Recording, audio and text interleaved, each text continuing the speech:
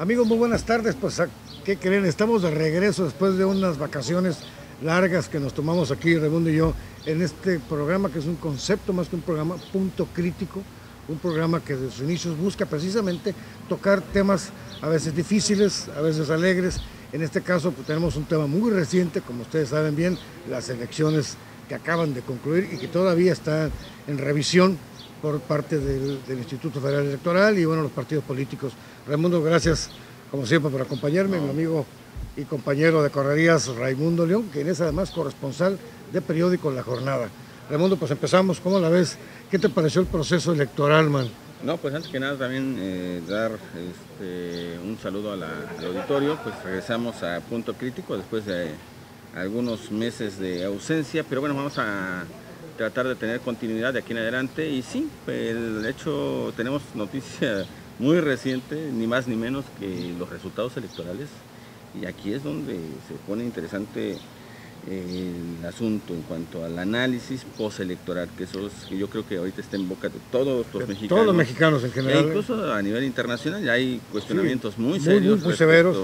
Der Spiegel en Alemania, BBC de Londres. A esta situación de qué tan legítimo puede ser un gobierno emanado con ciertas irregularidades, que es lo que está cuestionando por ejemplo, el movimiento progresista, que el PRI dice no son tales irregularidades o las minimizan, otros dicen bueno, si hay irregularidades pues son las menores. Y las tarjetas sorianas se las mandó Dios y cosas de eso. Eso no modifica las tendencias, en fin. ¿Qué te parece si antes probamos un vinito? Amigo, estamos grabando en el restaurante Las Tres Vírgenes, aquí en la ciudad de La Paz, un restaurante que nos ha acogido aquí para tener las grabaciones de este programa y de otro que es con M de Mujer. Y bueno, definitivamente si algo se caracteriza en este restaurante, que se encuentra en el centro histórico de la ciudad de La Paz, son sus vinos. ¿Qué nos vas a ofrecer ahora, güey? Le vamos a ofrecer un Cabernet Sauvignon 2009. Es un vino bastante afrutado, muy potente, con una tanicidad y una acidez muy bien, muy equilibrada. Pues es muy afrutado, es muy recomendable para una buena carne, para una buena comida mexicana, un poquito picosa. Y pues es una muy buena recomendación. Bueno, pues vamos a probarlo, ¿no? Digo, para entrar en calorcito, claro. ¿verdad? Antes de la cena, que ya sé que aquí se come los mejores cortes de La Paz, están aquí unos platillos, mariscos deliciosos. Y bueno, pues saludcita antes de empezar. Agradecerle a las Tres Vírgenes. A las Tres Vírgenes que nos invita un vinillo. Amigos, saludcita. Delicioso vino, se lo recomendamos. Un excelente aperitivo precisamente para entrar en calor. Chico, a ver, este asunto. Se dan las elecciones y lo que a sentir de la gente en realidad no es tanto el proceso, o sea, la elección en sí.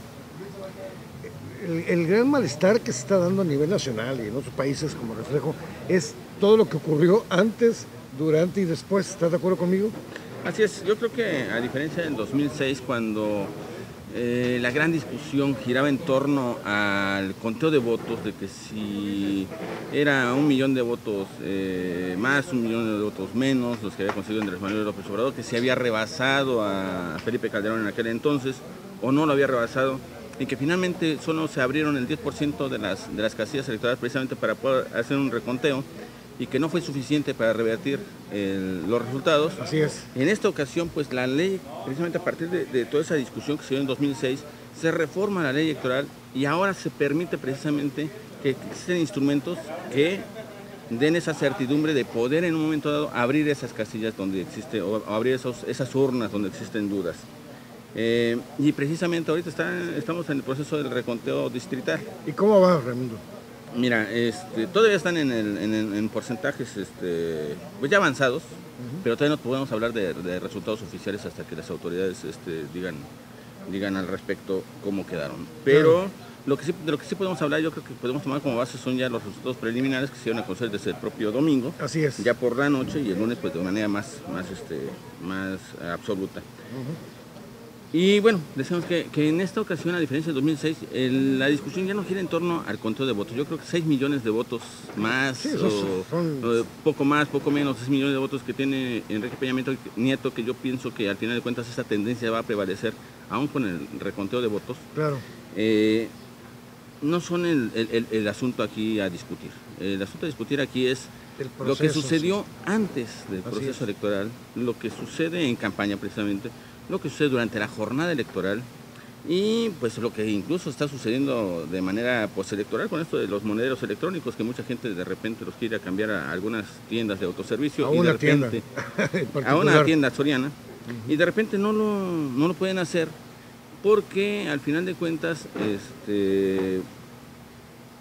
por ahí algunas autoridades en el Distrito Federal particularmente clausuran estas tiendas temporalmente ante la gran cantidad de personas que van a, vaciaron las tiendas, ¿no? Que van a cambiar estos monederos que según muchas personas aseguran se los entregaron el Partido de Revolución Institucional a cambio de su voto. El Partido de Revolución Institucional ha dicho que, o niega esta versión, dice que ellos no repartieron estas de hecho, niegan que hayan repartido el mismo despensas. Peña Nieto lo niega hoy precisamente. Estamos hablando que estamos hoy jueves 5 de julio. Exactamente. Y en la entrevista que tuvo hoy en la mañana o ayer por la noche, niega precisamente tener algo que ver con las famosas tarjetas. Entonces, la pregunta es, bueno, ¿de dónde salieron? Pues porque no fueron 4 tarjetas, fueron miles de tarjetas. Sí, aparte de las tarjetas, despensas, artículos electrodomésticos, bicicletas, estufas. Una cantidad de productos o de artículos que se estuvieron repartiendo en campaña, que no solamente lo hizo el PRI, hay que también decirlo. Todos los partidos le entraron. PRD, PRD lo hizo PAN, también todos. el Partido Acción Nacional. Así es. Lo cual, ese no es el problema, que se repartan ese tipo de enseres.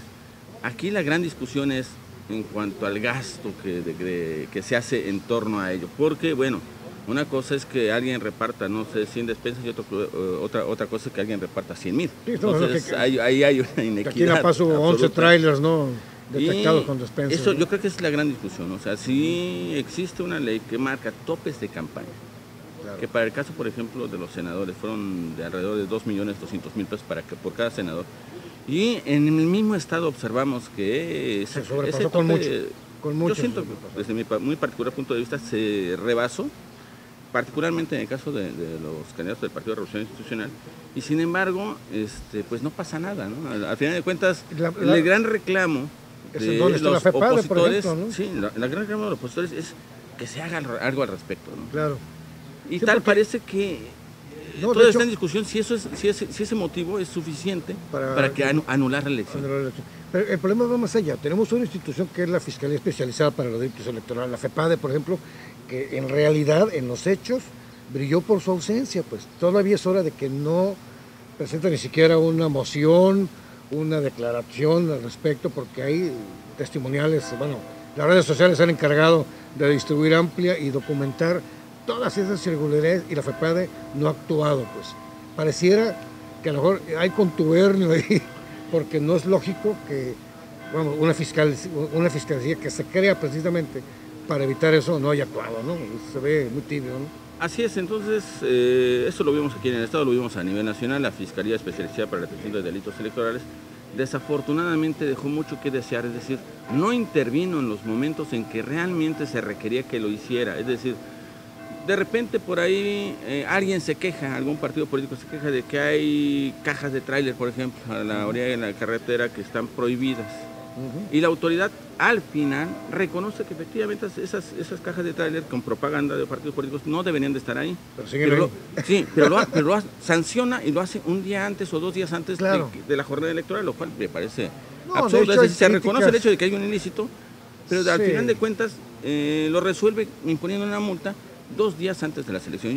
De hecho, el mismo ahorita, o sea, los mismos autoridades del IFE están siendo cuestionadas muy fuertemente. Molestia, por supuesto. A partir de ayer se están dando señalamientos en el que, bueno, pareciera que hubo también compra de funcionarios, no solamente despensas. Hay muchos señalamientos, pero vamos más a lo concreto.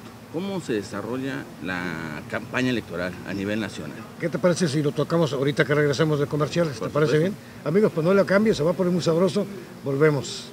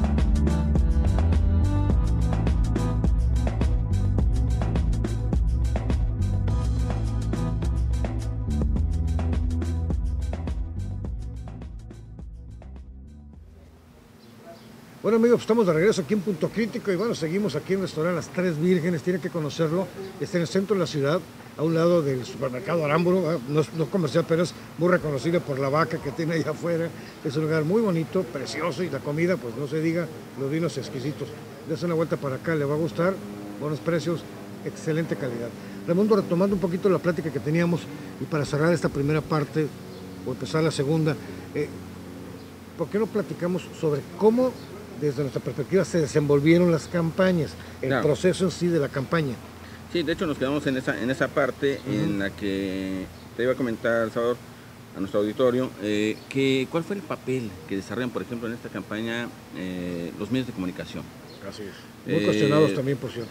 Sobre todo un par de televisoras de carácter nacional que tienen, pues todo el mundo sabe, Televisa y Televisión Azteca, pues un impacto impresionante. No, y el mismo Milenio también en está siendo muy cuestionado. Acompañados de otros medios de comunicación impresos, otras televisoras de cable, en fin, pareciera que hubo algo así como una especie de acuerdo de estos medios de comunicación, pues para de una u otra manera influir en el ánimo del electorado para posicionar a un candidato. Que fue precisamente Enrique Peña Nieto. Definitivamente. Por ahí, por ejemplo, incluso también sale algo que llama la atención en la prensa internacional. The Guardian, por ejemplo, revela hay una serie de acuerdos que hay entre Enrique Peña Nieto claro. y la televisora Televisa para no solamente posicionar a Enrique Peña Nieto, al exgobernador del Estado de México, como candidato del PRI a la presidencia de la República, sino que además el acuerdo va en el sentido de también reducir o de alguna manera minar las posibilidades de Andrés Manuel López Obrador con una estrategia de desprestigio. Entonces, yo creo que desde ese punto de vista de confirmarte esta situación que está denunciando el periódico The Guardian, yo creo que tendría que revisarse a fondo qué es lo que está sucediendo y cuál es el papel que deben que jugar los medios de comunicación en este país, porque los medios tienen que alimentarse, porque además algo importante, o sea, los medios tradicionales quedaron en evidencia, pues el mismo Joaquín López Dóriga en Twitter precisamente se retracta, reconoce que hubo manoteo y que hubo tendencias muy cargadas, y precisamente el mismo Carlos Marín, todos ellos quedan puestos en evidencia ante la ciudadanía que ya, hablando en términos coloquiales, ya no se chupa el dedo. Los medios que jugaron un papel decisivo fueron definitivamente las redes sociales, son las que están ahorita cuestionando seriamente, agrupando a movimientos como Yo Soy 132, somos más de 100 millones, y cuidado porque desde mi perspectiva la sociedad está cambiando y los medios todavía no lo están entendiendo, sobre todo las televisoras tradicionales que jugaron desde mi perspectiva a la malagueña, pues. Así es, y a esto hay que añadir el hecho de que, pues, instrumentos que antes nos parecían muy valiosos para poder nosotros tener una medición adecuada sobre el comportamiento del electorado, nos encontramos de repente que hoy son muy cuestionadas las famosas encuestas y las casas encuestadoras. 50 puntos cuando en realidad, que son utilizadas precisamente por los medios de comunicación de los que estamos hablando para pues manipular esta opinión pública. Qué penoso, y que me parece muy delicado. O sea, ¿por qué? Porque en el pasado sí veíamos las encuestas y se habían posicionado como un instrumento de medición interesante y como para poder de alguna u otra manera pues sí influir el electorado en el sentido de decir, bueno, a ver, por dónde van las cosas, ¿no? Sí, pero además es el segundo año, es la segunda ocasión.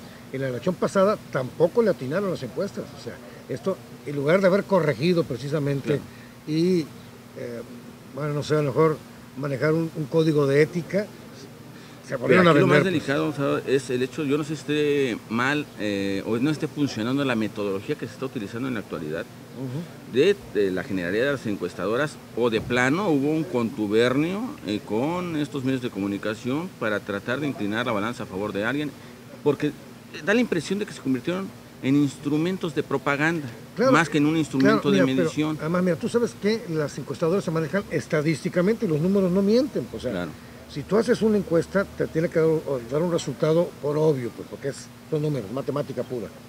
Entonces, lo que queda en evidencia es que hubo un manoteo y una cargada descarado. Entonces, eso, el problema, miren, independientemente que esté bien o mal, aquí internamente, a nivel internacional nos proyecta como un país corrupto, pues, como un país permisivo, y eso ante la imagen pública pues deja mucho que decir. México ahorita es un país que está pasando graves problemas, Sí. y esto no le aporta definitivamente nada Sí, a una democracia ni a la imagen.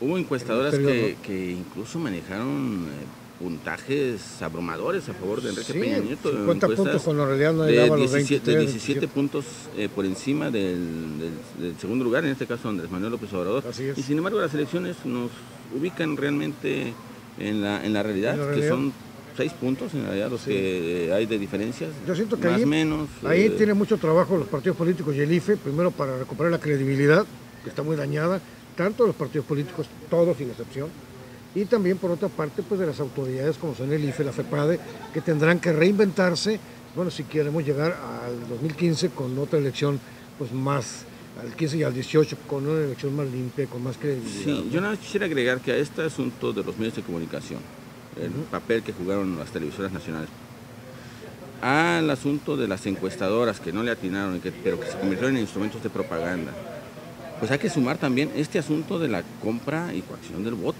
No, que Eso fue de las tarjetas, humillante, fue penoso, lo de realmente. los monederos electrónicos, lo de la entrega de despensas, realmente fue abrumador. Nosotros aquí en Baja California Sur observamos cantidades industriales, miles de despensas, que al final de cuentas fueron inmovilizadas por la participación de los partidos políticos Acción Nacional y el Movimiento Progresista, Sí, los y mismos que ellos ciudadanos acusan también. que estas despensas eran o estaban destinadas a los candidatos del PRI. Al final los priistas se deslindan de esta claro. situación, pero la gran pregunta es entonces, ¿Quién ¿de las quién trajo? son estas No, yo creo que aquí despensas, no? la gran tarea va a ser del IFE precisamente, que es el que tiene que sancionar eso, investigar, dar nombres, porque luego Claro. se va quedando en el olvido, ¿no? Como que aquí pasó, pero no pasó. Entonces, sí es un llamado de atención al IFE particularmente Sí. para que tome medidas, saque a relucir realmente montos reales, ¿verdad? Porque las despensas tienen números, no hay pierde, ahí están, y que, bueno, busque quiénes fueron los causantes de No, eso. es que al final de cuentas, aquí la importancia radica, insisto, no en el hecho de que se redistribuyan las despensas, sino Claro, la eso sí. cantidad de despensas y la cantidad de dinero que representan esas despensas, Sí, porque eso tendría que ir directamente a la contabilidad de los candidatos. Así y si es. se comprueba que esas despensas fueron adquiridas por el Partido Revolucionario Nacional, tendría que haber una sanción mayor. Claro. sí, De pero tal una manera, sanción ¿por qué? en Porque se rebasaron los topes pero- de campaña. Pero aparte, en tiempo y forma, no 10 años después, cuando ya acabaron su función y quedó en el olvido, ¿no? Aquí el gran problema es este. Sí, así El es. gran problema es de que ya terminó la elección. Y ya, Y todo se olvida. tal parece que, pues, con decir yo no las compré, dice Peña Nieto, yo No, los fui monedos FTT. electrónicos desconozco qué son esas cosas. Y bueno, o sea, como que si el pueblo mexicano fuéramos realmente, pues, otra cosa, ¿no? No Mira, ser el pensantes. problema es que, ya lo hemos comentado en otras ocasiones, que pareciera que la élite política de cualquier partido están encerrados en una bola de cristal donde en no pasa nada, Landia, pues viven en su urna y no se dan cuenta de que la gente en realidad ya está más metida en las redes, se está enterada, conoce el problema y eso a la larga puede crear un quiebre. Bueno, Dios Yo no creo quiera que no se puede, fuerte, ¿no? sí, no se puede desconocer estas manifestaciones que están Claro. de parte de la sociedad, sobre todo a través de las redes sociales. El movimiento 132 no es un chiste, como muchos comunicadores a nivel nacional lo quieren hacer observar, y no. O sea, yo creo que hay que tiene más que allá de un tinte político, también tiene un tinte netamente social, porque Definitivamente. el movimiento 132 nace a partir de esta Sí. situación que se da con Enrique Peña Nieto en la Universidad Iberoamericana. Sí, como un Y reclamo que bueno, habrá de los sí jóvenes. que partidos políticos que traten de capitalizar esa situación, pero la realidad es que también el movimiento es un movimiento genuino, No, y que en sigue. principio buscaba la democratización de los medios, pero que yo siento que ahora, dadas las circunstancias electorales, ya incluso su protesta se ha alimentado de otras circunstancias. Ahora mismo, pues ya tienen elementos más de juicio como para poder Sí, ya protestar no es un- de ya no es un manera chiste, más, ahora sí tienen más todas las fuerte, no pruebas solamente en mano. contra los medios o la parcialidad de los medios, sino también para exigir que las elecciones sean más equitativas. No, y más limpias, pues. Claro. Ok, ¿qué te parece? Nos vamos a otro comercial y volviendo, nos vamos a la tercera parte de este programa. Por supuesto. Amigos, no le cambie, seguimos aquí en Restaurante Tres Vírgenes, Punto Crítico, un lugar creado para usted. Ahí están apareciendo los correos, ¿verdad? Y los números telefónicos para que llamen, nos comenten qué les pareció este primer programa de este 2012. Continuamos.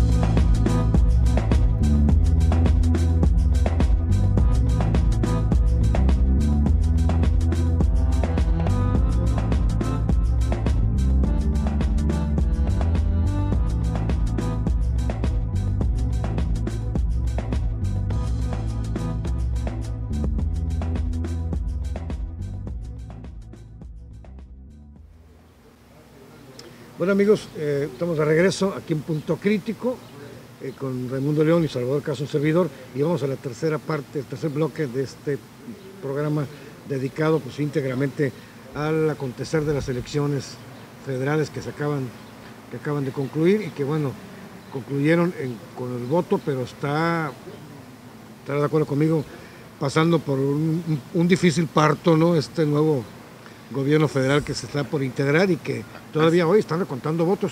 A ver, hasta ahorita estamos todavía manejando datos duros del PREP, nada es oficial. ¿Cómo queda constituido la Cámara de Senadores, Diputados y...? Así es, a reserva de que pues los resultados oficiales nos van a conocer las autoridades los próximos días, el próximo domingo, de entrega en constancia, que ya están entregados en constancia en algunos estados. Ajá. Pero para efectos del análisis, que yo creo que es lo importante, ¿cómo queda conformado el país o el mapa político de México después de las elecciones del 1 de julio? Y aquí hay que aceptar que además del gran triunfo, por llamarlo de alguna manera, del Partido Revolucionario Institucional, porque regresa después de 12 años de ausencia de la presidencia de la República, regresa a Los Pinos. Y con mucha injundia además, ¿no? Así es. Sin embargo, no la va a tener fácil porque no va a tener la mayoría absoluta en la Cámara de Diputados ni en la Cámara de Senadores. ¿Por qué? Porque al final de cuentas va a tener que compartir Cámara con el Partido Acción Nacional y con el Movimiento Progresista. Que increíblemente se sitúa como segunda fuerza, o sea, un PRD que al menos para los californianos pudiera pensarse casi en caída libre. Bueno, se reconfigura y se hace con el segundo puesto, ¿no? O sea, así es, cuidado. Solo para dar algunos números de que nos arroja el PREP. ¿Cómo quedaría conformado, por ejemplo, la Cámara de Diputados, que es la parte, digamos, que más ilustrativa de esta situación, de cómo quedan los números después de las elecciones? Y, por ejemplo, los datos que nos da el PREP es que el PAN se quedaría con 53 diputaciones federales, el Partido Revolucionario por sí mismo con 51 diputaciones, no, pues, bastante, el Movimiento Progresista con 70 diputaciones, el Partido Verde con 3, pero aquí hay que sumar, que es donde yo creo que el PRI tiene su gran brazo derecho, es esa alianza que hizo con el Partido Verde, porque tan solo con el Partido Verde tiene 123 diputaciones, es decir, sumadas las 123 diputaciones más las 51 que tiene el PRI por sí solo, sumarían 187 diputaciones, contra 123 que tendrían el Movimiento Progresista y el Partido Acción Nacional. Hablando de los 300 distritos electorales. Sin embargo, hay que considerar que todavía hay 200 diputaciones que se tendrán que distribuir entre los diputados plurinominales y que bueno, aquí el Partido de la Revolución Democrática, el PT y el Movimiento Ciudadano pues van a tener una muy buena cosecha, precisamente porque quedan en segunda posición política, y el gran perdedor de estas elecciones desde mi punto de vista es, no solo porque pierde la presidencia de la República, sino porque pierde también todo. Hubo estados, también hay que recordar que también hubo estados que también digamos se empataron sus elecciones locales con la federal y perdieron en el caso de Acción Nacional, por ejemplo pierden en Jalisco, pero aparte digamos en el caso de las diputaciones federales pierden mucha fuerza. Así es. Pierden la presidencia de la República, nada, ¿no? Pierden Jalisco y prácticamente se ubican en el tercer lugar. Hay un rumor que está corriendo y bueno, ¿crees que haya habido alguna negociación? Mira, pues porque hay indicios a reserva de comprobar todo esto, pero hay indicios muy ilustrativos. Sale el presidente a declarar ganador a Peña Nieto cuando todavía la gente estaba votando. En Tijuana faltaban 2 horas. En Baja California una había hora. Gente formada. Sale el presidente del IFE también a declarar ganador. Entonces, la duda es... La misma Josefina Vázquez Mota reconoce con una cara de muy pocos amigos, por cierto.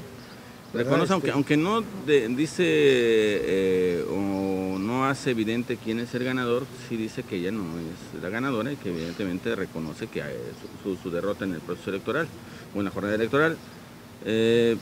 Pero esto ha precisamente generado suspicacias entre pues gran sector de la población mexicana, entre muchos analistas, del por qué el presidente de la República, Felipe Calderón, de repente, Sale anticipadamente, sin antes ninguna que cualquier necesidad, autoridad pues. electoral, antes que cualquier conteo, sale a decir que está dispuesto a tener una transición tranquila y civilizada con Enrique Peña Nieto, cuando la realidad es que me parece una actitud precipitada, Definitivamente. apresurada y fuera ¿no? de lugar, o sea, no tenía que hacerlo. Ahí, el presidente de la República tenía que ser imparcial. Amigos con los que he platicado, comentado el tema, que es el tema de moda ahorita, apuntarse allá. Esperemos, por el bien de México, que no haya sido así, ¿no? Porque entonces habría que replantearnos democráticamente qué estamos haciendo como país, ¿no?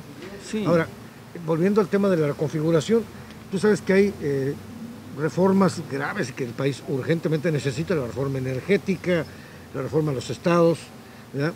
Que bueno, el presidente Calderón intentó impulsar y los mismos diputados senadores del PRI bloquean en su momento, y que ahora son la herramienta, la bandera de Enrique Peña Nieto. ¿Estás de acuerdo? Así, yo creo que aparte, la reforma más importante y más urgente en estos momentos, después de la jornada electoral del domingo, es la reforma política.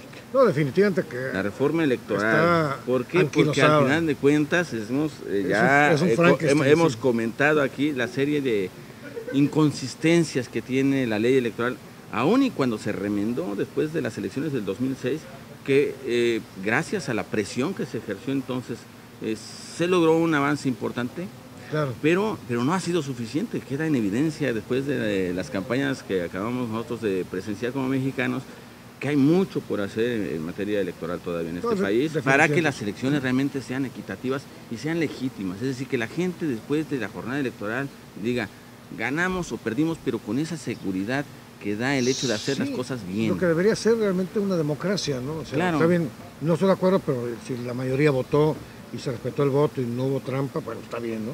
Pero el problema es que en México vivimos permanentemente en la zozobra, ¿no? Pero bueno, ¿qué te parece si ahorita que volvamos otra vez, ya para el último bloque, nos trasladamos aquí a la Baja California Sur y hacemos un repaso rápido sobre lo que aconteció en estas elecciones? Amigos, pues seguimos en Punto Crítico aquí en las Cervezas Vírgenes, tomándonos un vinito para que dar testimonio de que sí hay buen vino aquí. Y bueno, no le vaya a cambiar, regresamos.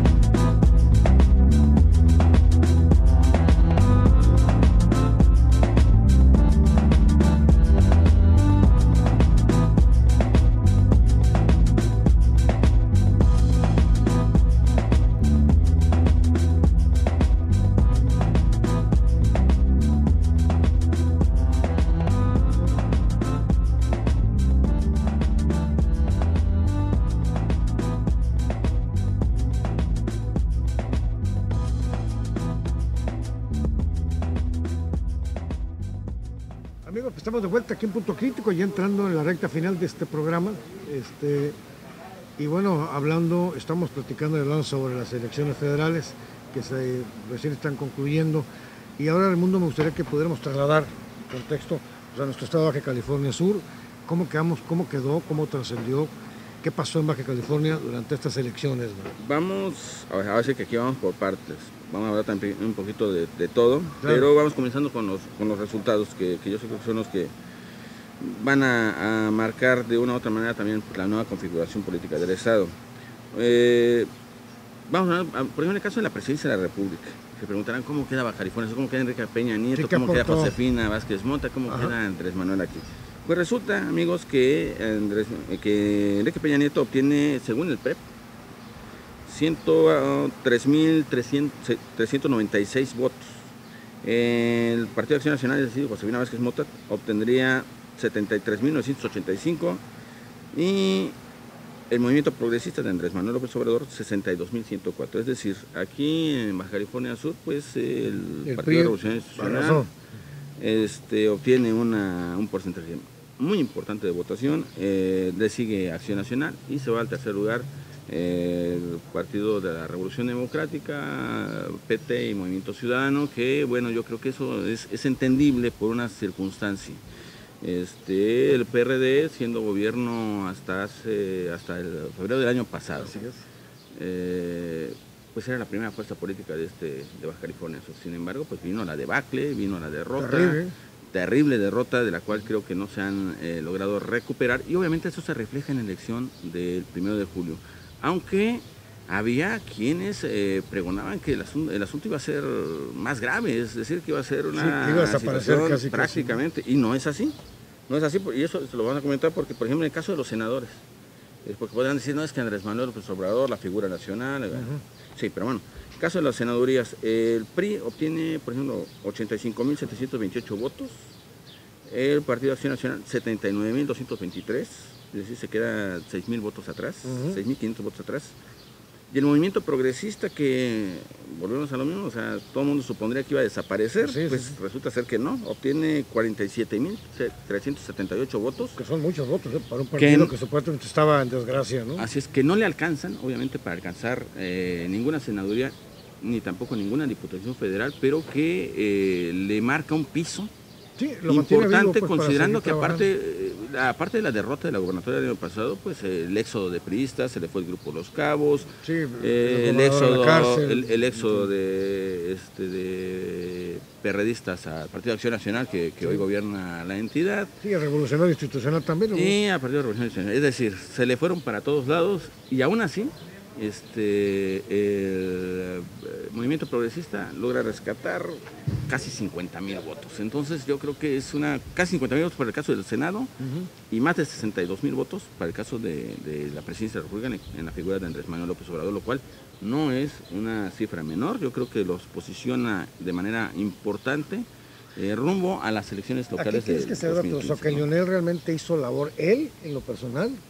Sí, yo creo que aquí quien no quiera reconocer esa situación estaría equivocado, ¿no? Independientemente de las preferencias partidistas, pues. Hay que reconocer aquí que el trabajo emprendido por el exgobernador Leonel Cota Montaño para reposicionar o rescatar lo que quedaba de las izquierdas en Baja California Sur ha sido encomiable en estas elecciones. Él ha sido realmente el artífice de este crecimiento, porque obtienen incluso más votos en la actualidad que incluso en la elección a la gubernatura. Entonces, eso es increíble, pero es cierto. Ha habido un replanteamiento de la misma gente que estaba pensando las cosas de otra manera. Entonces le marca un buen piso. Ahora, la cuestión, para terminar este asunto de los números. El caso del Partido Revolucionario Institucional, que se había declarado en una conferencia de prensa ahí el día domingo, en el calor de la...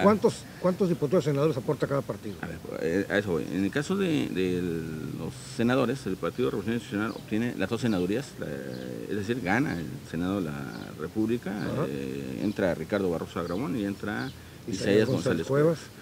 Pero como segunda fuerza política queda el Partido de Acción Nacional, y obviamente entran como primera minoría en el caso de Carlos Mendoza Davis.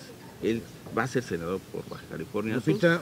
Y no queda Guadalupe Saldaña, que además yo creo que el caso de Acción Nacional tiene que replantearse al interior qué es lo que está pasando ahí, porque tal pareciera que el enemigo lo tenía en casa, ¿no? La actuación de Emilio Correa fue penosa, o sea, vergonzosa, pero bueno, en fin, ya pasó. El PAN tendrá que replantearse muy bien si quiere seguir siendo una fuerza política creíble, ¿no? Y obtiene una senaduría, pero aquí lo importante también es que el Partido de Acción Nacional gana las 2 diputaciones federales, el caso de Francisco Pelayo, el caso de Arturo de la Rosa, pero aparte liga una tercera diputación federal a través de la figura de Alfredo Zamora por la vía plurinominal, porque va en la 11ª posición en la circunscripción, y yo creo que al final de cuentas le va a alcanzar precisamente para obtener esta posición. Para poder operar al gobernador, ¿no?